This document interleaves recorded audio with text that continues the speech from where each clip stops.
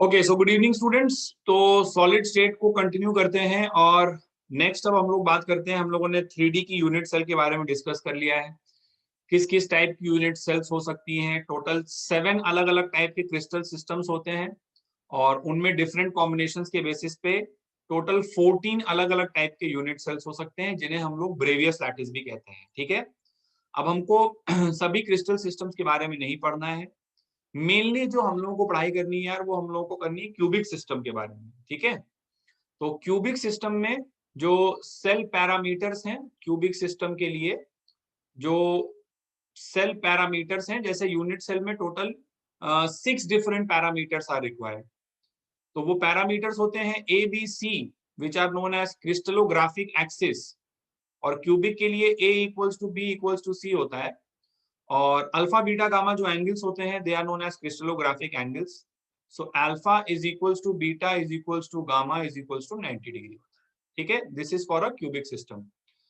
और cubic system में 3 type की यूनिट सेल्स पाई जाती हैं। सिंपल क्यूबिक, सिंपल को हम लोग प्रिमिटिव भी कहते हैं। ठीक है, simple is when the lattice points are present only at the corners. फिर इसके बाद पाई जाती है body centred cubic. Body centred cubic, body centred cubic को हम लोग बीसीसी के नाम से भी जानते हैं, बॉडी सेंटर्ड क्यूबिक। और फिर इसके बाद पाई जाती है एंड सेंटर्ड क्यूबिक।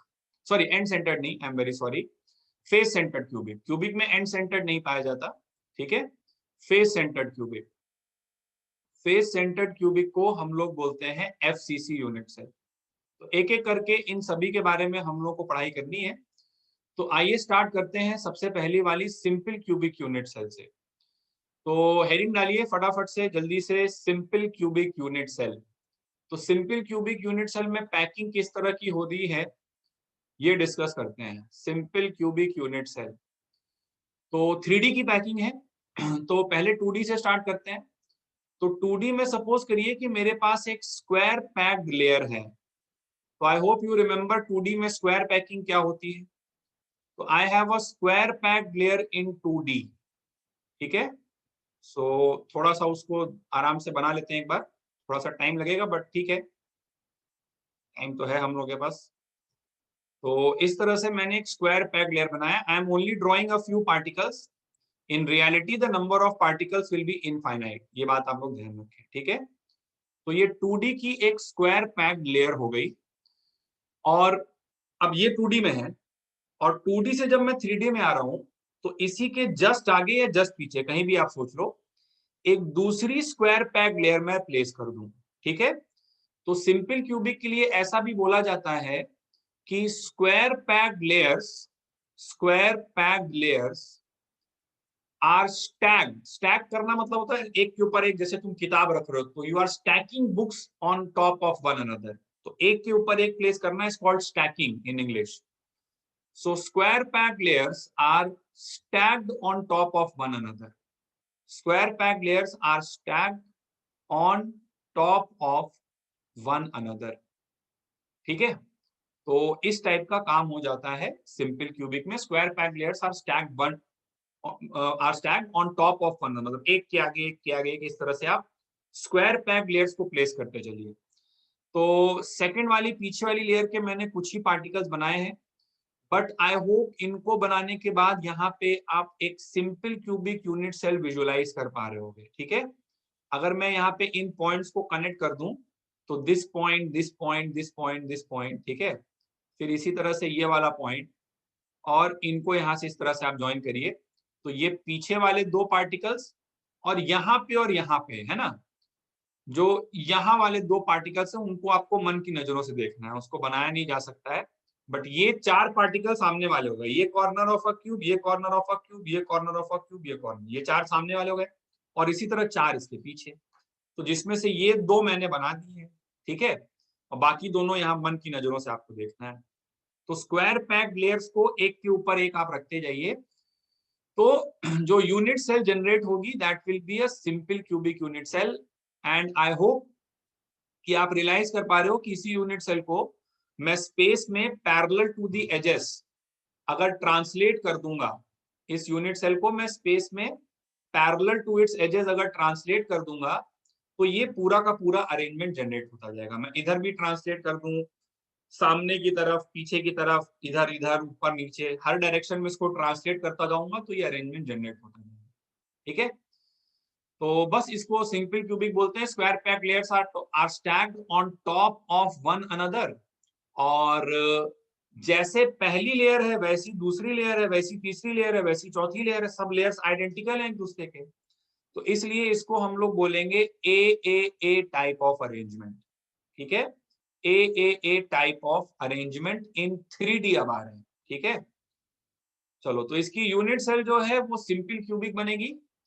तो सिंपल क्यूबिक यूनिट सेल एक बार अलग से हम लोग अगर बना लें, सो द लैटिस पॉइंट्स अब खाली दिखाएंगे, बार बार पार्टिकल्स हम लोग नहीं बनाएंगे। So we will only show the lattice points. So the lattice points will be like this. भाई सभी कॉर्नर पर लैटिस पॉइंट प्रेजेंट होंगे। ये लैटिस पॉइंट है, ये लैटिस पॉइंट है, इधर लैटिस पॉइंट इधर है, ये क्यूब है, and the lattice points are present only at the corners. चलो, फिर इसके बाद सपोज करो ये चीज ए है, लेट अस से दिस इज ए। ठीक है ना, तो ए और आर का रिलेशन निकालते हैं। These are all important things, ये सब एग्जाम में आने वाले एक सवाल है। रिलेशन बी ऑब्लिक डब्ल्यू मतलब हो गया between a and r, relation between a and r. तो आई एम श्योर आप लोग समझ पाएंगे कि particles are in contact along the edge. Particles are in contact along the edge, along the edge particles touch कर रहे हैं। तो अलोंग द एज अगर पार्टिकल्स टच कर रहे हैं तो relation between a and r हो जाएगा ए इज इक्वल्स टू 2r। जो ए और आर के बीच का रिलेशन है that will be a equals to 2r। तो ये पहली बात हो गई। अच्छा, सेकेंडली फिर हम लोग इसका अगर z निकालें, z होता था effective number of atoms per unit cell.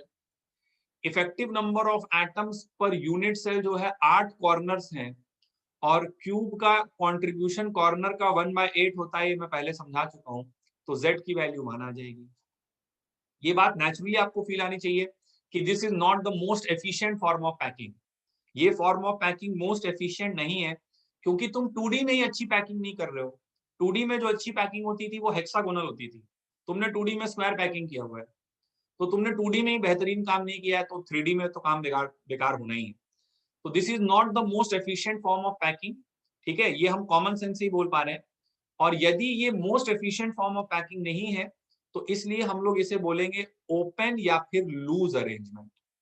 जो most efficient form of packing होता है उसे हम लोग क्लोज पैकिंग बोलते हैं। So definitely this is not the close packing in 3D, because we have spoiled the thing in the 2D itself. 2D में ही हमने स्क्वायर पैकिंग कर दी, तो 3D में तो अच्छा पैकिंग नहीं होना है।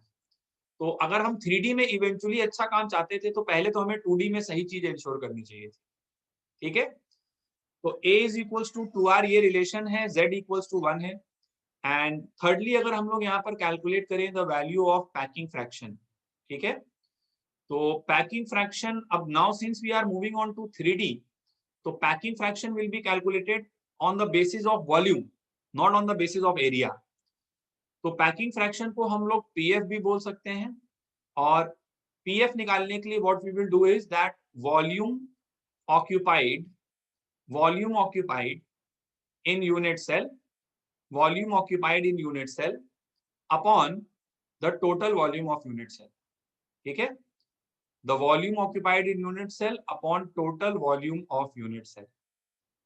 So effectively there is one particle in a unit cell, so उसका वॉल्यूम हो जाएगा 1 into 4/3 pi r cube upon, हम लोग क्या करेंगे, अपॉन हम लोग करेंगे यूनिट सेल का वॉल्यूम। तो यूनिट सेल का वॉल्यूम हम लोग a क्यूब डाल देंगे। ये बात ध्यान रखिएगा कि हम लोग ये जो a इक्वल टू आर वाला, ये a और r का जो रिलेशन जब भी लिखेंगे, the utility of this relation will always be in calculating the packing fraction. जब भी आपको पैकिंग फ्रैक्शन निकालना है, वहां पे बिना इस रिलेशन के आप पैकिंग फ्रैक्शन की वैल्यू नहीं निकाल पाओगे। ठीक है, तो इसलिए हम लोग इस रिलेशन को निकालते हैं, और इसलिए जरूरी भी होता है, क्योंकि जब मैं a equals to 2r put करूंगा यहाँ पर, ठीक है, जब a equals to 2r put करूंगा, तो ये 8r क्यूब आ जाएगा। वो r छोटा बड़ा हो गया है, बट आई थिंक आप समझ रहे हैं, आप उसको कैपिटल बोलिए स्मॉल बोलिए, क्योंकि यहाँ पर पार्टिकल तो जो है वो सब एक ही जैसा है, तो यहाँ पर मैंने कैपिटल लिखा था, बट ठीक है, अंडरस्टूड है वो बात। तो इसको मैं 8r क्यूब बोलूंगा, और 8r क्यूब बोलने के बाद बच्चों ये r क्यूब कैंसिल आउट हो जाएगा, और यहां से मेरे पास आ जाएगा π/6, π/6 आ जाएगा ये, ठीक है। ये समझ पा रहे होगे आप, 4 से ये कट जाएगा 2 और π/6 इसकी वैल्यू आएगी। π/6 को अगर आप निकालोगे तो ये शायद 0.52 के आसपास आ जाएगा। जल्दी से एक बार कैलकुलेट करके देख लेते हैं हम लोग, ठीक है। तो moving on to the next slide, packing fraction is 3.14 divided by 6, π/6 आया था। तो 0 5 30 एंड 1 हाँ 5 0.52 आ रहा है।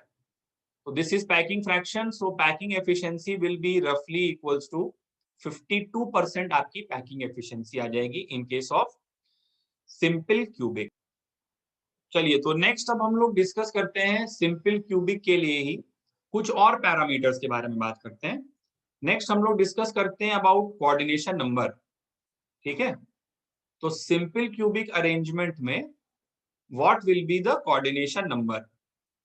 तो कोऑर्डिनेशन नंबर जैसा कि हम लोग जानते हैं कि कोऑर्डिनेशन नंबर बेसिकली क्या होता है भाई, कि it is the number of particles with which any particle will be in contact with. मतलब सिंपल क्यूबिक अरेंजमेंट में किसी भी एक पार्टिकल को ले लीजिए, किसी भी एक पार्टिकल को, है ना, और हर पार्टिकल के लिए कोऑर्डिनेशन नंबर सेम आएगा। मैं बार बार बोल रहा हूं कि मैं बनाता एक ही दो पार्टिकल्स हूं, but in general infinite number of particles होते हैं। तो किसी भी एक पार्टिकल को लीजिए और जरा दिमाग लगाइए कि वो और कितने लोगों से टच कर रहा है। जितने लोगों से वो टच कर रहा है वही कोऑर्डिनेशन नंबर होगा। तो बच्चों, सिंपल क्यूबिक अरेंजमेंट का जो कोऑर्डिनेशन नंबर है, जिसको आगे से मैं CN बोलूंगा, बार बार पूरा नाम नहीं लिखूंगा हर बार, तो CN जो है वो सिंपल क्यूबिक का 6 होता है। इट इज इक्वल्स टू 6, ठीक। अब नेचुरली आप पूछोगे सर 6 कैसे आया, ये थोड़ा समझाइए। तो इट्स वेरी लॉजिकल, ठीक है। मैं तुम्हें दो तरीके समझाता हूँ कि 6 कैसे आया। देखो, पहले तो तुम इस पैकिंग को देखो। इस पैकिंग में मैं एक लेयर और बना देता हूँ नीचे, मतलब लेयर का एक रो बना देता हूँ और, ठीक है। तो किसी भी पर्टिकुलर पार्टिकल पे फोकस करो, किसी भी एक पार्टिकल को ले लो। तो ये जो पार्टिकल है ये अपनी खुद की लेयर में, क्योंकि स्क्वायर पैकिंग तुमने की है, ठीक है, तो अपनी खुद की लेयर में ये 4 पार्टिकल्स को टच कर रहा है। अपनी खुद की लेयर में कोई भी एक पार्टिकल आप ले लीजिए, तो अपनी खुद की लेयर में it is touching 1 2 3 and 4 particles. अब यहाँ 2D की बात तो है नहीं, है बात 3D की। तो इसी तरह से एक के पीछे एक लेयर आगे पीछे रखी हुई है। तो अभी 4 तो अपनी लेयर में टच कर रहा है, एक पार्टिकल इसके पीछे की तरफ होगा, बैक साइड पे जो पीछे वाली लेयर है उसमें एक पार्टिकल को टच कर रहा होगा, और एक आगे वाली लेयर में भी, फ्रंट साइड में भी एक होगा, उसको भी टच कर रहा होगा। तो 4 कर रहा है टच अपनी खुद की लेयर में, एक बॉल को पीछे टच कर रहा है। मैं बॉल बोल रहा हूँ बट उसको सोचना पार्टिकल है। तो 4 को अपनी खुद की लेयर में टच कर रहा है, एक को पीछे की ओर टच कर रहा है और एक को आगे की ओर टच कर रहा है। इस तरह से टोटल 6 लोगों को टच कर रहा है। That is why coordination number is 6। ये पहला तरीका हो गया समझने का, ठीक है। एक और तरीके से इसी चीज को विजुअलाइज कर सकते हैं। वो एक और तरीका क्या है, देखिए, जो यूनिट सेल है, ठीक है ना, जो यूनिट सेल है वो है सिंपल क्यूबिक, और उसमें जो लैटिस पॉइंट्स हैं वो है along the corners. Lattice points are present at the corners, ठीक है। और पार्टिकल्स के बीच में जो कांटेक्ट है, जो पार्टिकल्स के बीच में जो कांटेक्ट है, that is along the edge. Cube की एज के अलोंग पार्टिकल्स के बीच में संपर्क है, तभी A बराबर 2R लिखा गया है। तो आप किसी भी एक पार्टिकल को ले लो, ठीक है, एक के बगल में एक खूब सारे क्यूब्स होंगे, ठीक है। मतलब ये तो एक यूनिट सेल हम लोग बनाते हैं ना, एक्चुअल में तो बहुत सारी यूनिट सेल्स होती हैं। एक यूनिट सेल ये हो गई, फिर इसी के बगल में होगी, फिर पीछे होगी, इस तरह से बहुत सारी यूनिट सेल्स होंगी। तो किसी भी एक पार्टिकल पे आप फोकस करो बेटा। तो ये वाला पार्टिकल, ठीक है, एक इस वाले पार्टिकल को टच कर रहा है, ठीक है।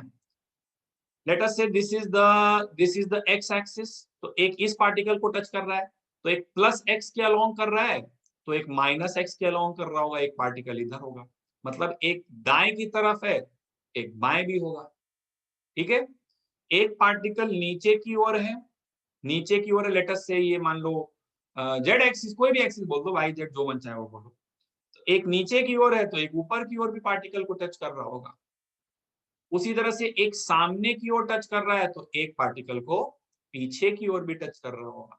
तो this is plus x minus x plus y. फिर से बता देते हैं एक बार, ठीक है। This is plus x minus x, this is plus y, this is minus y, this is plus z and this is minus z. So the same logic will apply for any particle.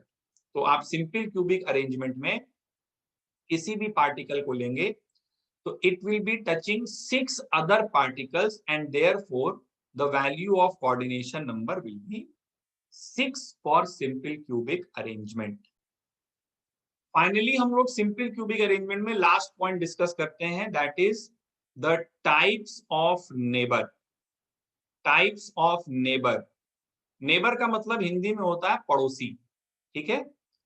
तो हम किसी भी particle पे जाकर अगर बैठ जाएं, मतलब उसको अपना फ्रेम ऑफ रेफरेंस बना ले, वहां पे जाके बैठ जाए, तो किसी भी पार्टिकल पर बैठ जाने के बाद, वहां पे अपना फ्रेम ऑफ रेफरेंस बनाने के बाद, हमें आसपास का वातावरण कैसा दिखेगा, आसपास की सराउंडिंग्स कैसी दिखेंगी, इस एनालिसिस को हम लोग करने जा रहे हैं इन टाइप्स ऑफ नेबर्स, ठीक है।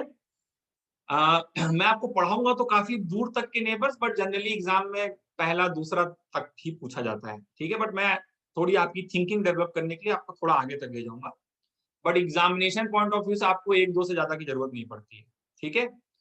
तो टाइप्स ऑफ नेबर्स मतलब बेसिकली अगर आप इसको, अगर मैं थोड़ा सिंपल लैंग्वेज में बोलूं, तो this is the analysis of the surroundings when observed with the frame of reference of any particle. किसी एक पार्टिकल को फ्रेम ऑफ रेफरेंस बना के अगर सराउंडिंग को ऑब्जर्व किया जाए तो कैसा लगेगा, ये एनालिसिस यहाँ पर होने जा रही है टाइप्स ऑफ नेबर्स, ठीक है। तो आइए स्टार्ट करते हैं। फिर सबसे पहले हम लोग बात करते हैं नियरेस्ट, मतलब सबसे पहले हम लोग बात करते हैं यहाँ पर, हेडिंग डाल देते हैं, एक मिनट, है ना, यहाँ पे लिख देते हैं टाइप, ठीक है। फिर टाइप के बाद लिख देते हैं डिस्टेंस, और फिर डिस्टेंस के बाद हम लोग लिख देते हैं नंबर। इस तरह से एक टेबल बना के हम लोग पढ़ाई कर रहे हैं, ठीक है ना। तो टाइप, डिस्टेंस एंड नंबर। तो सबसे पहले बात किया जाए, और यहाँ पे एक अपना वो कर देते हैं, सीरियल नंबर 1 2 3 4 कर देंगे यहाँ पे, ठीक है। सो दिस इज SN, मतलब सीरियल नंबर। तो ये एक लाइन खींच लेते हैं, ठीक है। तो सबसे पहले अगर हम लोग बात करें बच्चों, तो सीरियल नंबर 1 में हम लोग डिस्कस करते हैं नियरेस्ट नेबर्स के बारे में। नियरेस्ट नेबर, नियरेस्ट नेबर का मतलब पहले समझो क्या है। जैसे मान लो मैं किसी भी पार्टिकल पे, ठीक है, मैं समझाऊंगा किसी एक पार्टिकल को लेके, but it will be valid for any particle because surroundings from any particle are identical. You have to keep this in mind, ठीक है। तो सपोज करो मैं किसी भी एक पार्टिकल पर जाकर बैठ जाऊं, this is my frame of reference. अब यहां पर बैठने के बाद मैं घूम घूम के चारों डायरेक्शन में मुड़ मुड़ के अपनी सराउंडिंग्स देखूं, तो सबसे नियरेस्ट पड़ोसी कौन से होंगे? सबसे नियरेस्ट पड़ोसी तो वो होंगे जिनका घर मेरे घर से टच कर रहा है। तो नियरेस्ट पड़ोसी, जो नियरेस्ट नेबर है, वो हमेशा कोऑर्डिनेशन नंबर वाला होता है, ठीक है। तो यहाँ पे अगर मैं जाके बैठा तो मुझे जस्ट अपने नियरेस्ट कौन दिख रहे होंगे? ये 6 लोग दिख रहे होंगे, एक ये वाला, एक ये वाला, एक आगे वाला, एक पीछे वाला, एक नीचे वाला, एक ऊपर वाला। तो ये 6 लोग मुझे दिख रहे होंगे जो कि A के डिस्टेंस पर होंगे, और इनकी संख्या होगी 6। तो नियरेस्ट नेबर जो है वो हमेशा कोऑर्डिनेशन नंबर होता है, ये बात ध्यान रखिए। And particles are touching along that, so these are my nearest neighbors. सबसे क्लोजेस्ट पड़ोसी मेरे ये हैं, ठीक है। अच्छा, फिर इसके बाद अगर मैं आगे बढ़ूं और मैं बात करूं इसके बाद नेक्स्ट नियरेस्ट की, नेक्स्ट नियरेस्ट, ठीक है, अगले मेरे पड़ोसी कौन से हैं? तो ये तो सबसे क्लोजेस्ट थे जो A दूरी पे थे। अगले जो नियरेस्ट नेबर्स हैं, they are at a distance of A√2। नेक्स्ट जो पड़ोसी जिनके बारे में हम चर्चा करेंगे, ये ए तो ये वाले हो गए जो टच कर रहे हैं। अब इसके बाद दूसरा डिस्टेंस कौन सा है? दूसरा डिस्टेंस आ रहा है A√2, ठीक है, ये वाला पड़ोसी जो है, ठीक है। तो इसका डिस्टेंस होगा A√2, और इसकी संख्या कितनी होगी? इसकी संख्या होगी 12, ठीक है। अब तुम पूछोगे सर 12 कैसे? तो देखो ये क्या है, थोड़ा सा विजुअलाइज करना पड़ेगा। हर प्लेन में बेसिकली 4 मिल जाएंगे। जैसे मान लो कि मैं इस पार्टिकल को, है ना, थोड़ा सा और तुम्हें समझाते हैं, फील दिलाते हैं कैसे बाहर आए। ठीक है, फिर अभी याद भी करवा देंगे, याद करने की भी सिंपल ट्रिक बताएंगे। मान लो मैं इस अरेंजमेंट को यहाँ से ऊपर से ऐसे लटक के देख रहा हूँ। ठीक है, ऐसे ऊपर चढ़ गया, ये हमारी आंख है, इसको यहाँ से ऐसे देख रहा हूँ। तो अगर मैं ऊपर वाले सरफेस का टॉप व्यू बनाऊं, टॉप व्यू मतलब ऊपर से अगर मैं देख रहा हूं, तो अरेंजमेंट मुझे कैसा महसूस होगा। तो मुझे ऊपर से देखने पे बेटा ऐसे स्क्वायर स्क्वायर दिखाई देंगे, एक के बगल में एक स्क्वायर रखे होंगे, क्योंकि एक यूनिट सेल नहीं होती ना, बहुत सारी यूनिट सेल होती है। तो इस तरह से स्क्वायर स्क्वायर दिखाई देंगे ऊपर से देखने में। ठीक है ना। तो अभी क्या है कि और हर हर कॉर्नर पर मुझे एक एक लैटिस पॉइंट दिखाई देगा। समझ रहे हो बात को। तो देखो इस प्लेन में, जैसे मान लो this is my particle, this is my particle under observation, मैं इस पार्टिकल को ऑब्जर्व कर रहा हूँ। ऊपर से जब मैं लटक के देख रहा हूँ इसे, तो a√2 के डिस्टेंस पर एक पार्टिकल ये दिख रहा है, a√2 के डिस्टेंस पर एक पार्टिकल ये दिख रहा है, एक ये दिख रहा है और एक ये दिख रहा है। तो इस तरह से इस ऊपर वाले प्लेन में, जैसे मान लो ये x एक्सिस है, ये y एक्सिस है और ये z एक्सिस है ना। ये x एक्सिस है और इसको चलो y बोल देते हैं। This is y axis and this is your z वाला एक्सिस। तो ये जो ऊपर वाला प्लेन है, ये वाला प्लेन फील कर पा रहे हो बात को, ये वाले प्लेन की बात कर रहा हूँ, एक्स वाई प्लेन। तो इस एक्स वाई प्लेन में एक पार्टिकल यहां मिला, इसी तरह एक पार्टिकल यहां मिलेगा, एक पार्टिकल यहां मिलेगा और एक पार्टिकल यहां मिलेगा। फिर से देखो, एक यहां मिला है, एक इस जगह पर मिलेगा, ये वाला a√2। ठीक है, एक्स वाई प्लेन देखना, ऊपर वाला प्लेन। फिर उसी तरह से एक a√2 इधर पे मिल जाएगा यहाँ पर। ठीक है, इस तरह से, और एक a√2 यहाँ मिल जाएगा। तो इस प्लेन में 4 मिल गया। अब इस तरह से 3 प्लेन्स होते हैं, एक्स वाई, वाई जेड और जेड एक्स। ठीक है, तो हर प्लेन में तुम्हें 4 मिलेंगे। जैसे तुम किसी और एक प्लेन में अगर सोचना चाहते हो, मान लो थोड़ा और तुम ब्रेनस्टॉर्मिंग करना चाह रहे हो, तो लेट्स से हमने भी एक्स वाई लिया था, अब हम ले लेते हैं जेड एक्स प्लेन ले लेते हैं। तो जेड एक्स प्लेन ये एक तरह से बोर्ड वाला प्लेन हो गया, मतलब स्क्रीन वाला प्लेन। ये एक्स है और ये एक्सिस जेड एक्सिस है। So this plane is the z x plane. अब इसमें देखो 4 पार्टिकल, तो एक a√2 पे ये दिख रहा है, ये दिखाई दे रहा है a√2 पे, एक इसी तरह से ऊपर a√2 पे हो जाएगा। और इस बगल वाले क्यूब में यहाँ पर नीचे, जैसे इसके इसके सामने यहाँ पे जाओ, इस लाइन के लॉन्ग बढ़ो बढ़ो बढ़ो बढ़ो बढ़ो, यहाँ पहुंच जाओ, तो ये एक a√2 पे होगा और इसी तरह एक a√2 पे इधर होगा। तो हर प्लेन में, या कमरे में भी अपना एक कोना वोना लेके फिगर बना के सोचो वहां पे, है ना, हर कमरे में, मतलब हर प्लेन में तुम्हें 4 मिल जाएंगे। तो 4 मिलेंगे तो 4 × 3 = 12 हो जाएगा।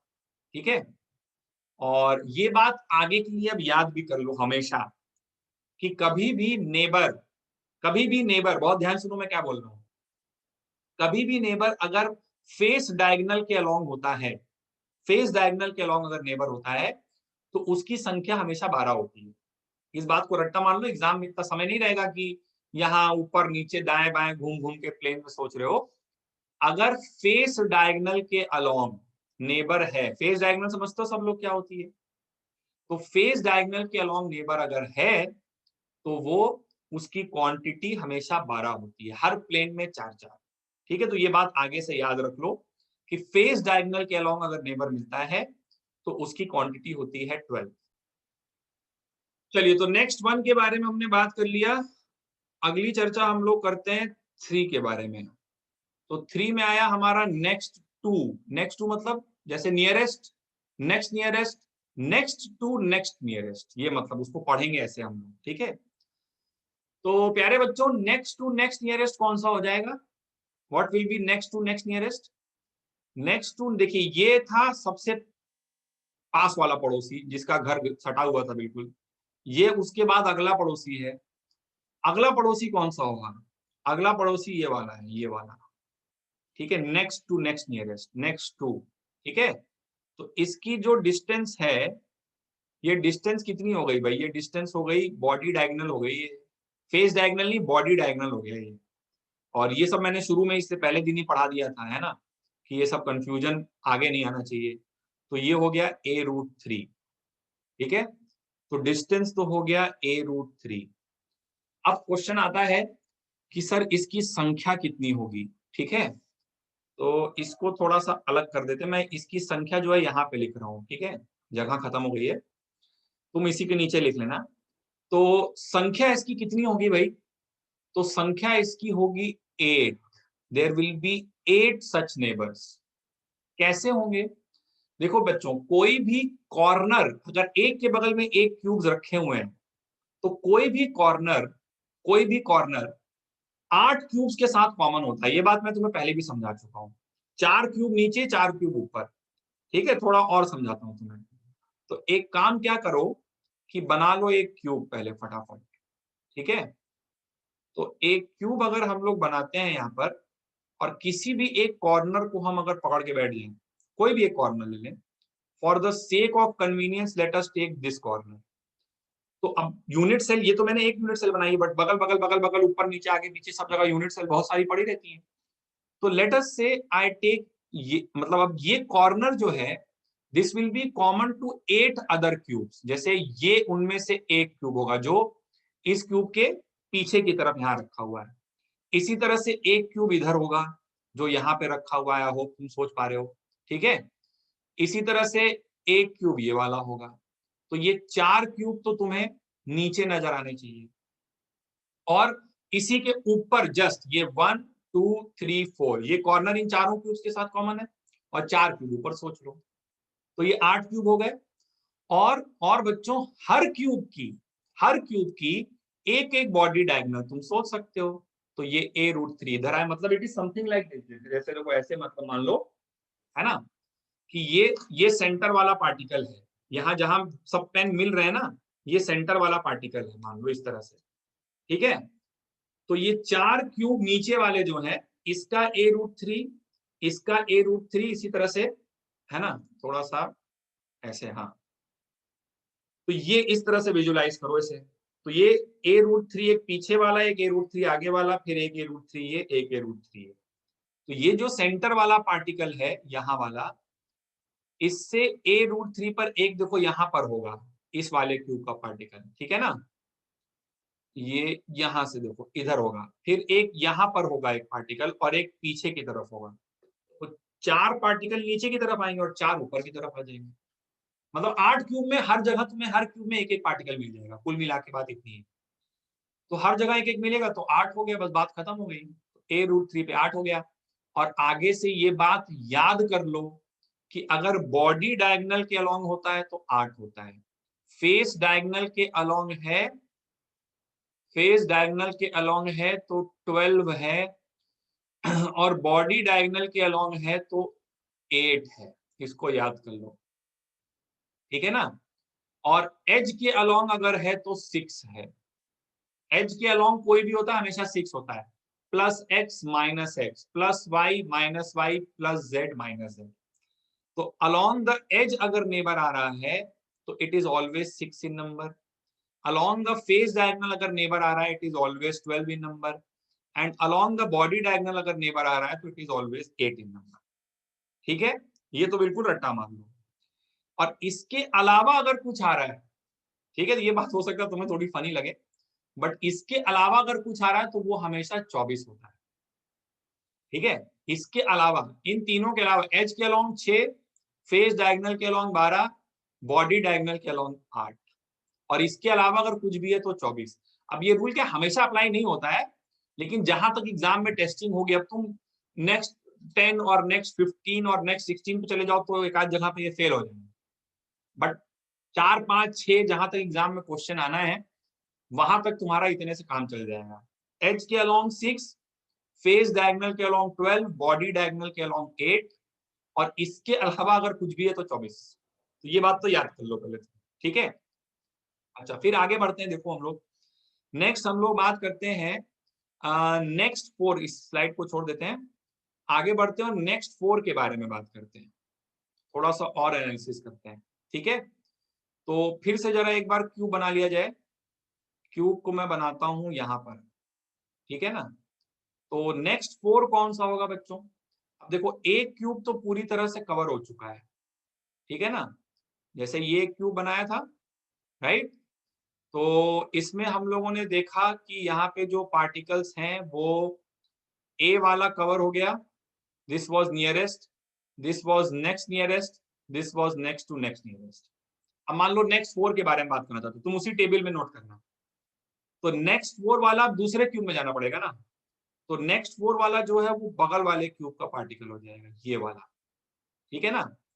और ये वाले पार्टिकल की दूरी कितनी होगी, this will B 2a, this will B 2a, तो next 4 will be 2a, and ये कहाँ मिल रहा है, अलोंग द एज मिल रहा है, this is along the edge, ठीक है, अलोंग द एज मिल रहा है।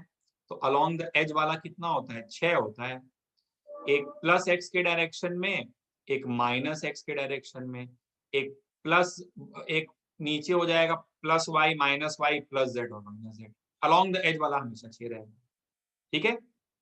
और सपोज करो कि अगर आप नेक्स्ट 5 के बारे में बात करना चाहते हो, है ना, इस यहाँ तक नहीं पूछा जाएगा एग्जाम में, बट फिर भी चलो एक लास्ट और निकाल लेते हैं।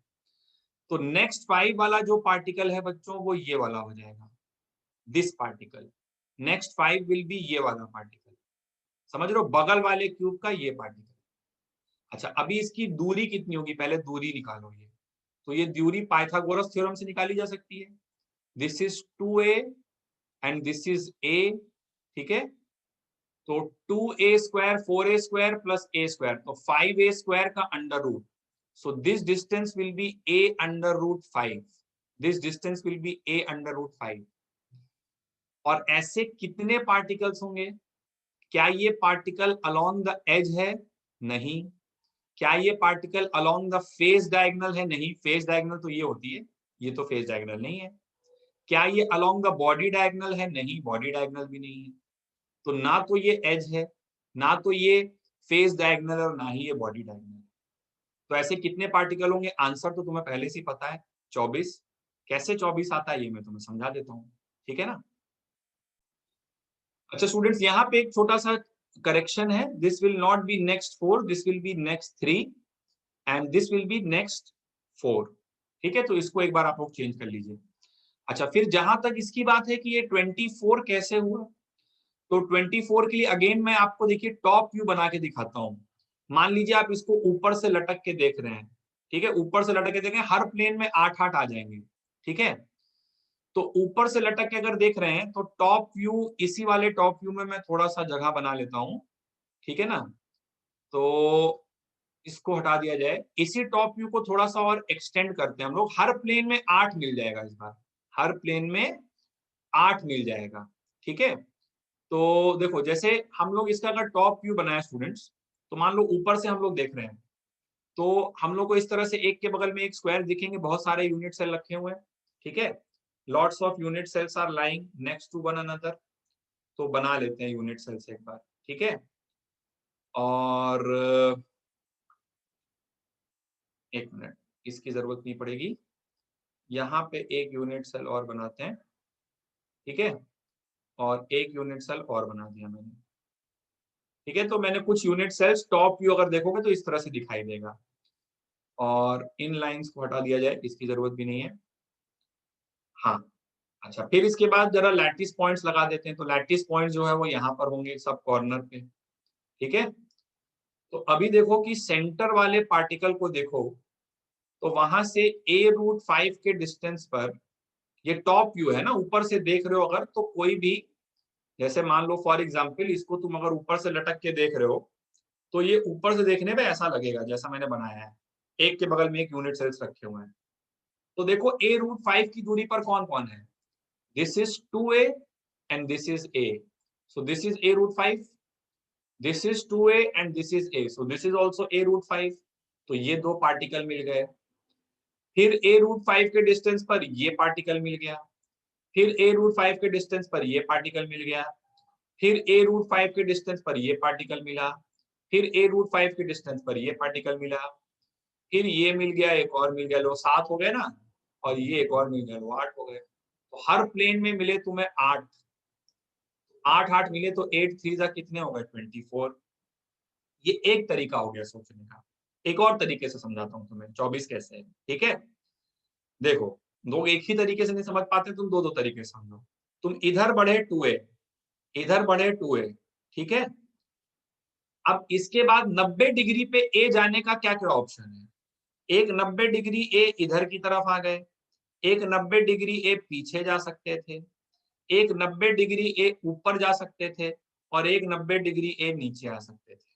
ये 4 पार्टिकल देखो जो मैंने यहाँ बनाए हैं। तुम इधर 2a गए, 2a जाने के बाद 90 डिग्री इधर मुड़े ना, तो जैसे इधर मुड़े वैसे इधर मुड़ जाओ, इधर भी तो पार्टिकल है। नीचे चले जाओ, इधर भी पार्टिकल है। ऊपर चले जाओ, इधर भी पार्टिकल है। सीधे मत चले जाना, सीधे चले जाओगे तो 3 हो जाएगा और पीछे मत चले जाना, नहीं तो फिर से ये हो जाएगा। 90 डिग्री पे टर्न मार दो, तो 90 डिग्री पे तुम मान लो इधर से आ रहे हो, अगर इधर से चलते हुए आ रहे हो, तो ये तुम्हारा दाएं हो गया, ये तुम्हारा बाएं हो गया, ये ऊपर हो गया, नीचे हो गया। तो this particle, this particle, this particle and this particle, all these 4 particles are at a distance of a√5 from this particle. अब इस तरह से तुम्हारे पास 2a जाने के कितने ऑप्शंस हैं? एक बार तुम 2a गए प्लस x के अलोंग, एक बार तुम 2a चले जाओ माइनस x के अलोंग, फिर यहाँ पे 4 पार्टिकल ले लो, फिर 2a चले जाओ ऊपर y एक्सिस में, वहां पे 4 पार्टिकल ले लो, फिर 2a माइनस y में चले आओ, वहां 4 पार्टिकल ले लो, 2a प्लस z में चले आओ, यहाँ 4 पार्टिकल ले लो, हर डायरेक्शन में 4 मिलेंगे। तो 6 इंटू 4 24 ऐसे भी सोच सकते हो, 8 इंटू 3 24 ऐसे भी सोच सकते हो, ठीक है। और बाकी नहीं तो याद तो खैर कर ही सकते हो, वो तो हमेशा ही करना है कि अगर अगर एज के अलोंग है तो 6, फेस डायगोनल के अलोंग है 12, बॉडी डायगोनल के अलोंग है तो 8 और इनके अलावा कुछ भी है तो 24, ठीक है। और इससे ज्यादा एग्जाम में पूछा नहीं जाएगा, this is more than sufficient.